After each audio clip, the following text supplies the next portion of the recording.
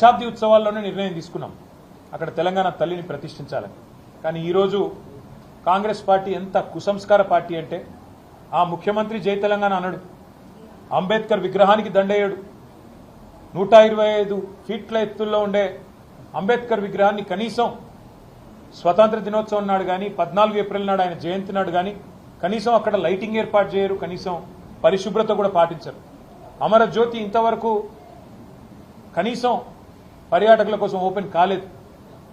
ఇంకా పైపెచ్చు ఇవన్నీ చాలదన్నట్టు ఏ రాజీవ్ గాంధీ గారైతే తెలంగాణ బిడ్డ అంజయ్యను అవమానించారో ఆ అంజయ్య గారి పేరు పక్కనే ఉండే పార్కుకు పెట్టింది ఆనాడు ప్రభుత్వం.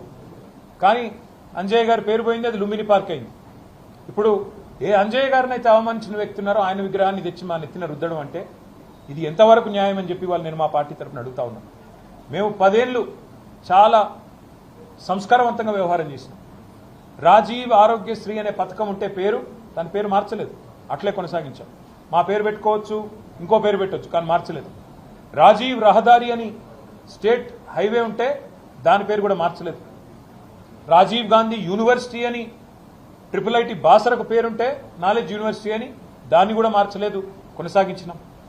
ఉప్పల్లో ఉండే అంతర్జాతీయ స్టేడియంకు రాజీవ్ గాంధీ స్టేడియం అని పేరున్నా దాన్ని కూడా కొనసాగించినాం తప్ప మార్చలేదు.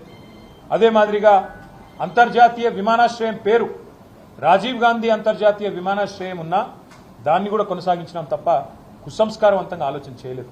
కానీ ఇవాళ బాధతోనైనా చెప్పక తప్పడం లేదు. మీరు తెలంగాణ తల్లిని అవమానించిన తర్వాత, తెలంగాణ అస్తిత్వానికి ప్రతీక అయిన మనందరి తల్లి లాంటి తెలంగాణ తల్లిని మీరు అగౌరవపరిచిన తర్వాత తప్పకుండా ఈ మాట బాధతోనే చెప్తా ఉన్నాం. రాజీవ్ గాంధీ గారు మరి తెలంగాణకు ఆయనకు సంబంధం ఏందో నాకే తెలియదు. రాహుల్ గాంధీ దగ్గర మార్కులు కొట్టేయాలంటే మీ గాంధీ భవన్లో పెట్టుకో, లేదా జూబ్లీహిల్స్లో నీ ఇంట్లో పెట్టుకో, ఎవరు వద్దంటలేదు.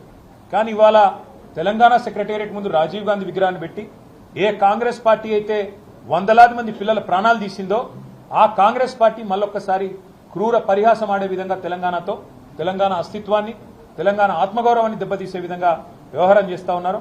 మేము తప్పకుండా మాటిస్తా ఉన్నా మా తెలంగాణలోని అన్నదమ్ములకి, ఆడబిడ్డలకి, మన పోరాటమే అస్తిత్వ పోరాటం, ఆత్మగౌరవ పోరాటం. తప్పకుండా మనం మళ్ళీ తిరిగి వస్తాం. అది కాంగ్రెస్ వాళ్ళకు తెలుసు, మీకు తెలుసు, మాకు తెలుసు. 4 ఏళ్లలో మళ్ళీ కేసీఆర్ గారి నాయకత్వంలో తిరిగి తెలంగాణలో ప్రభుత్వం కూడా మనదే ఏర్పడుతుంది. ఏర్పడ్డ తర్వాత వెంటనే తప్పకుండా రాజీవ్ గాంధీ గారి విగ్రహాన్ని అక్కడి నుంచి సకల మర్యాదలతో తొలగిస్తాం. అక్కడి నుంచి కాంగ్రెస్ వారు ఎక్కడికి కోరుకుంటే అక్కడికి తరలిస్తాం. అక్కడ మాత్రం ఖచ్చితంగా తెలంగాణ తల్లి విగ్రహాన్ని పెడతాం.